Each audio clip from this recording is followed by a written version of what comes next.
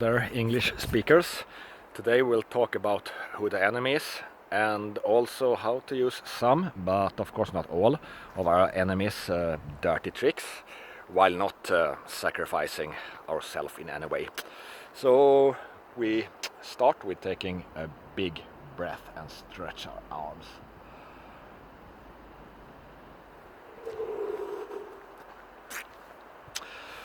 So summing up of what Dr. Shiva has been talking about lately. First of all, he did a good video on vitamin C.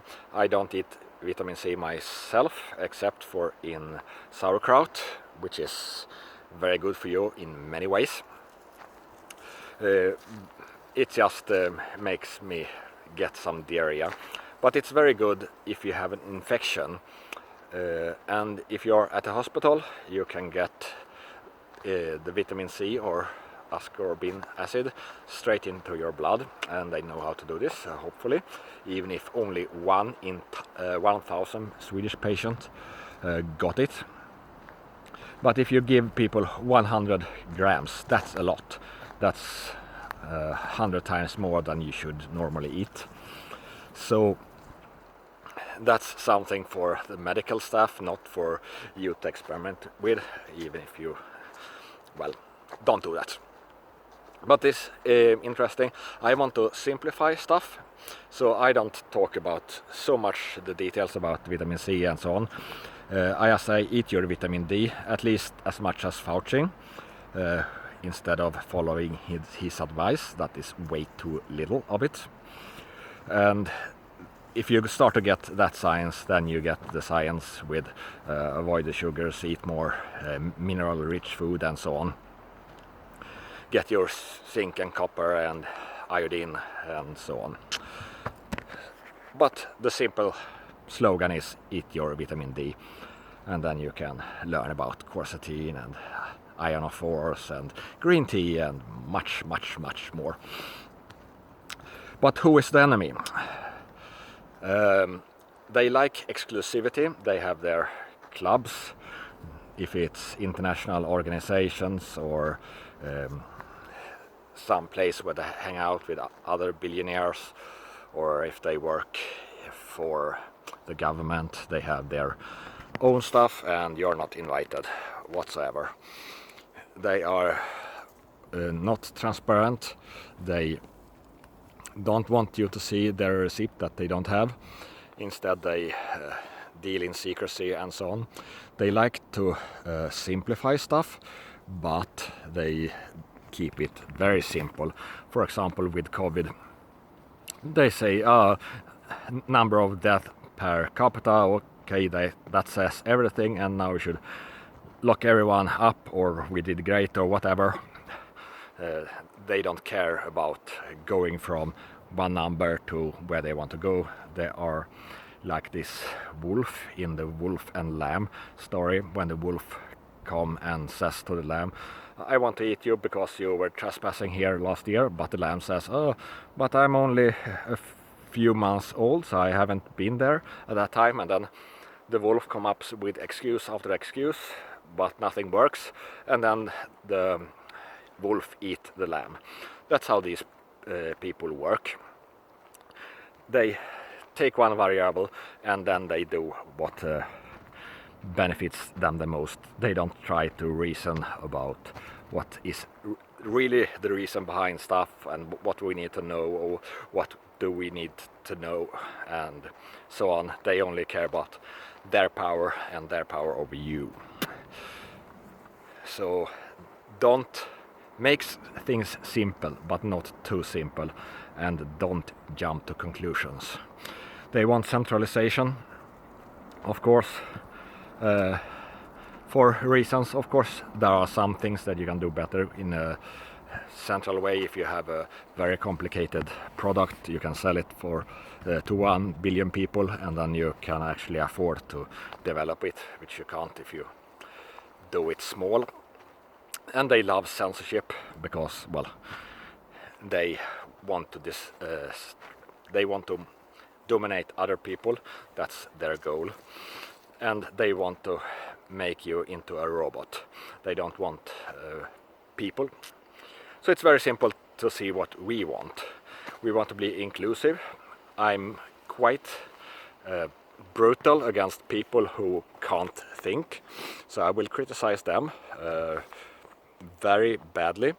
I will lock out trolls from this channel, but if I see some trolls on Twitter that just prove that I'm doing something great, with troll in this meaning, I mean people who just attack me personally without any logic or anything. Their only reason is to create a reaction, which is a little bit funny, because I've been on internet forums for 25 years and there is no way any of these easy troll attacks will have any effect on me, except that they amplify my message and my reasoning, and I have some fun and I troll them back, and the thing is I'm way better at it than they are. So we also want transparency. We want to talk about what we are going to do, who we are and what we really want. We don't mind if we said something stupid when we were drunk, because we have really no secrets that are that bad. Of course, we might regret that we say something quite often, but we don't have to worry so much about it because we are transparent, and it's relaxing, and you want to live in a society like this, not where you're hiding around your secrets. Some people love secrets because, well, they are our enemies, or the enemies of a good system, I would say. And we want to keep things simple, but not too simple. We can say vitamin D, but we are not trying to fool ourselves that you just have to eat vitamin D and then everything is okay. You have to learn about the other stuff too. And we want as much decentralization as possible, both in government, close to the people, in your life, have your stuff, your income from different sources and so on. Always good. And we want to be personal, because that's just very nice to be. So now you know where you are, where you're going, and we can talk about something, how to make some people very angry. We have a Swedish lesbian national team. Yep, they are mostly lesbians and they play something called soccer in USA. Some of them are now supporting Black Lives Matters, which is an organization that glorifies black criminals in USA. This is highly racist. Why is the Swedish Arabs, the Swedish Arab criminals, all the rapists and robbers, why are they excluded from being glorified by our lesbian national team? Very racist of them. I demand an apology. Of course, I got attacked by trolls that can't even spell or use proper grammar, so that's fun. Apparently I triggered something, so then I know that this was effective. Very good. In Sweden you can't support Trump unless you're a member of the Swedish Democrats or the Christian Democrats. Our right-wing party has a leadership that's very closely tied to the Democrats in USA, while their voters are quite, I wouldn't say quite, I would say at least half of them or something are pro-ish Trump, or at least not against Trump. They don't know it yet though, maybe. We'll see what happens there. But it's interesting to see reactions in the rest of the world about Trump, and how some corrupt politicians really hate him for reasons that they don't want to specify. They just say he's racist or something. So he has been outspoken now.